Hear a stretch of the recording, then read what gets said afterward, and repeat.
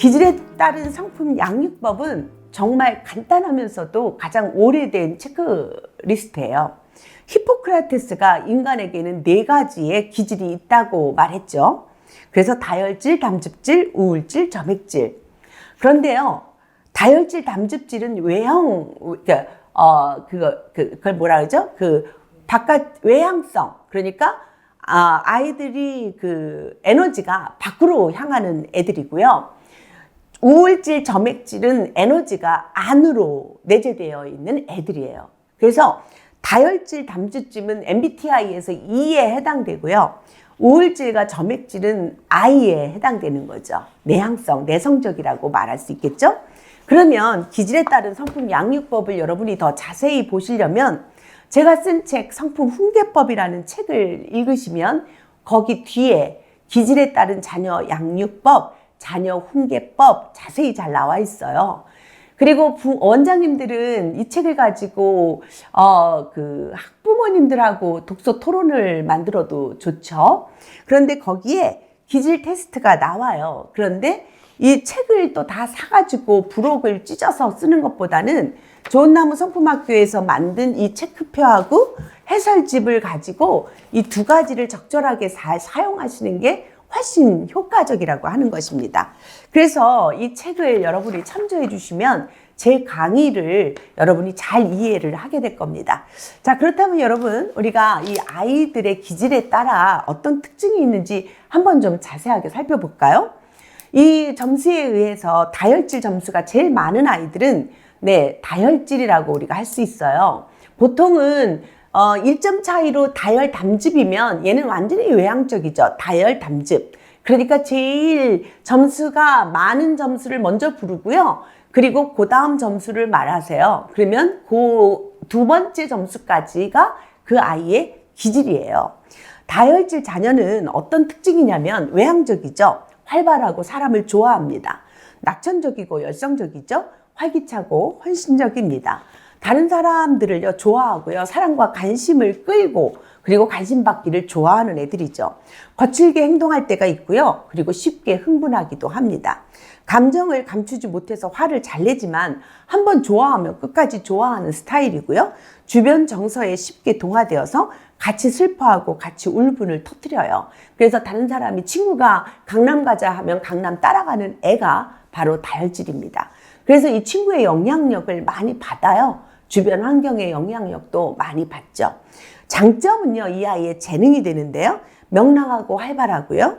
불쾌감이나 권태로움을 쉽게 극복합니다. 즐거움이나 기쁨을 잘 느끼는 형이고요. 사교적이고 친밀하죠. 솔직하고 순수합니다. 모험심이 강하고 동정이나 연민의 정이 많습니다.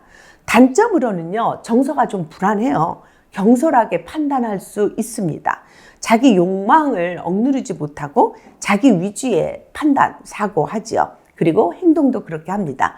뒤처리가 미숙해서 정리정돈이 안 돼서 방정리, 돈관리가 잘 안 돼요. 집중력이 약하고요. 감정의 생활의 기복이 심하고요. 약속과 책임을 쉽게 잊어버리고 육체의 소욕, 육체의 욕망에 쉽게 무너집니다. 의지가 약한 경향이 있어요. 이게 다혈질의 특징이에요. 자, 이런 성향이면 어떤 직업군이 될 것 같아요, 여러분? 활발하고 명랑하고 다른 사람에게 관심을 끌기 좋아하고 이러니까 연예인이나 연사나 웅변가나 또 다정하고 이러니까 어떤 선생님이나 또 간호사나 이런 거 좋아하겠죠. 또 비즈니스맨, 판매원 이런 거 잘합니다. 이런 다혈질은요, 창조성이 아주 풍부하죠. 변화가 많은 스타일이고요. 그렇기 때문에 다혈질 자녀를 키울 때는 이 아이가 어디에 창조성이 있는지를 살펴보는 것 너무 중요합니다. 연사, 연설, 노래, 춤, 스포츠, 연극 이런 거 좋아하고요. 이런 거 잘할 수 있도록 격려할 때 아이들의 에너지가 많이 발산되고요. 부모가 안아주면 아이들은 너무 행복해해요. 안정감을 느끼고 스킨십 필요합니다. 그리고 칭찬이 필요한 절대적인 기질이에요. 방정리, 돈관리가 부족하기 때문에 어렸을 때부터 이쪽을 신경 써서 관리하게 해주면 아주 좋은 멋진 사람으로 성장하게 됩니다. 이것이 다혈질이에요. 네, 담즙질을 좀 볼까요? 역시 외향적이죠. 다혈질하고 담즙질하고 똑같이 외향적인데요. 또 차이가 근데 있어요. 담즙질은 자기 의지가 강하고 적극적이에요. 현실적이고 분석적이죠. 공상적이거나 환상적인 거 싫어하고 타산적이거나 현실적으로 생각해요. 다혈질하고는 반대로 주변에 잘 따라하지 않아요. 동화가 안 되고 마이 웨이를 걸어갑니다. 화를 잘 내고 고집이 세고요. 야망과 목적을 달성하기 위해서 적극적이고 끈질기게 도전하는 끈기를 보이죠.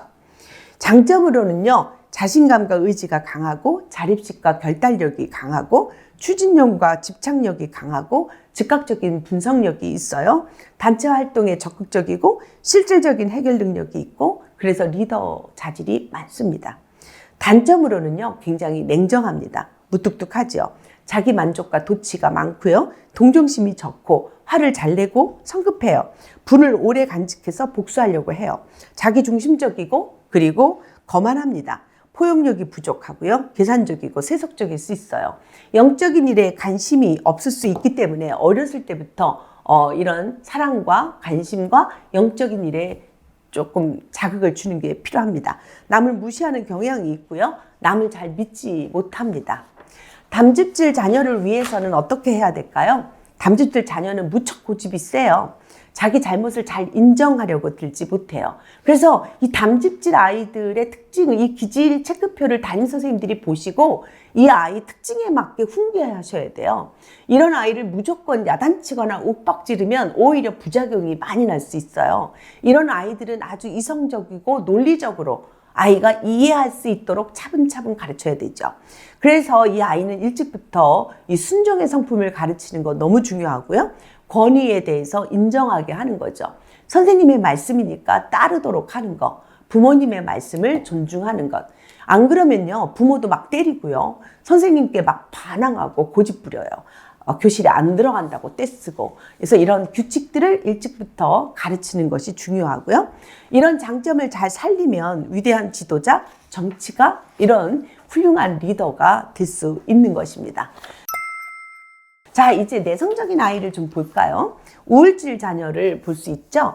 우울질은 내성적인 아주 특징이 있죠. 다혈질과 아주 반대됩니다. 풍부한 감수성과 예민함이 있고요. 진지함과 순수함이 있어요. 깊고 신중하게 생각하는 형이에요. 조용하고 성실하게 일을 하고요. 모든 상황을 미리 예상하고 대비하고요. 예술 세계에 대한 관심이 많죠. 여럿이 함께 하는 것보다는 일보다 이렇게 혼자서 하는 일이 훨씬 더 잘하고 즐거워합니다. 장점은요, 정서가 풍부하고요. 신중하고 침착합니다. 깊은 사고력과 성실성 가지고 있고요. 창의성과 예술성이 있습니다. 자기 희생 잘하죠. 완벽하기 때문에 실수를 적게 합니다. 그러니까 이 아이들이 망설이는 이유는 속에서는 다 준비가 됐는데도 완벽하고 싶어서 못하는 경향이 많아요. 이 단점은요, 침울하고 답답할 수 있고요. 실천력이 약합니다. 극이 비판적이고요. 정서가 불안정합니다. 피해의식이 많죠.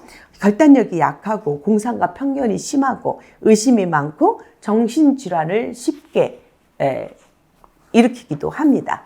이 우울질 자녀를 갖고 있으면요. 또 여러분의 반의 아이들이 우울질이다 이러면 우리 반에 천재가 있구나 이렇게 생각하시면 돼요. 그래서 이 우울질 아이들은 이 천재성을 발견하기 위해서는 섬세하게 그렇게 관찰해야 돼요.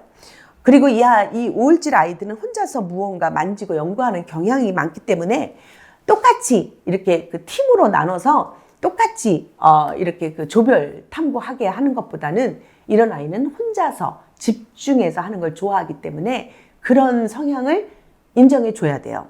공부와 생각에 몰두해서 학문에 정진할 수 있는 스타일이고요. 성격이 예민하고 섬세해서 실수를 두려워합니다.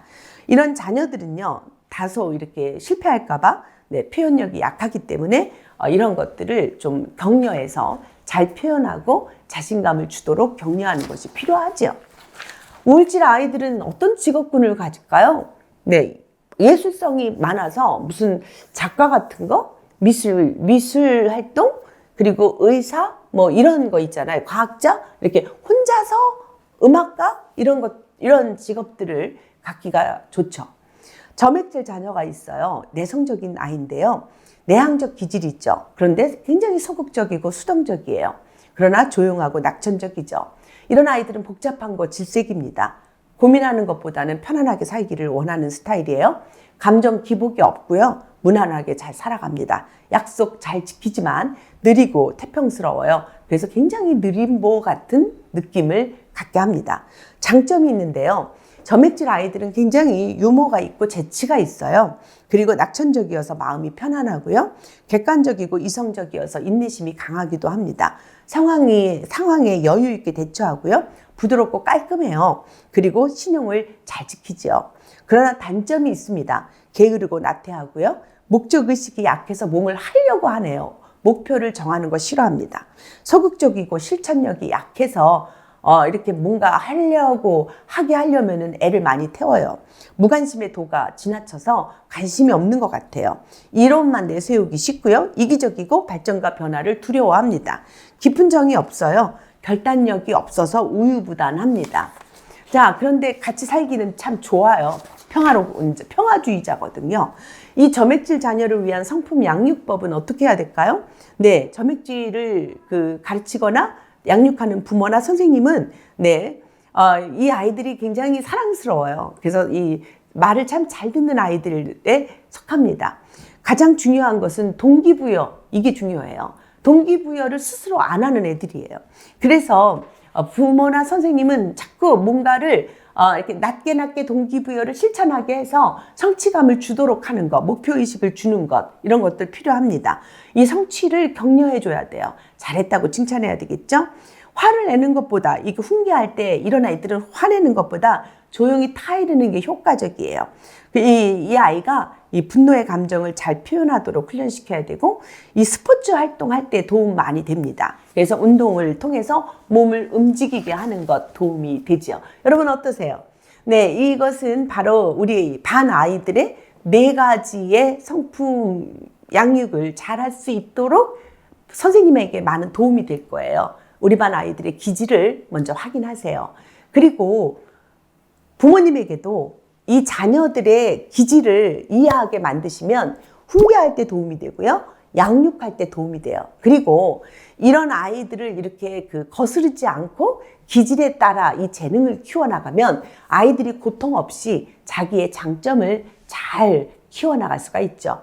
이것들이 점점 모아지면요. 네, 아이들이 나중에 진로 탐구, 적성을 찾게 될 때 내가 어떤 사람인지를 이해하는 데 큰 도움이 됩니다. 자, 이렇게 해서 여러분들이 조금 더 과학적으로 우리 자녀들을 우리 아이들을 바라보게 하는 것을 이제 여러분들에게 안내해 드렸습니다.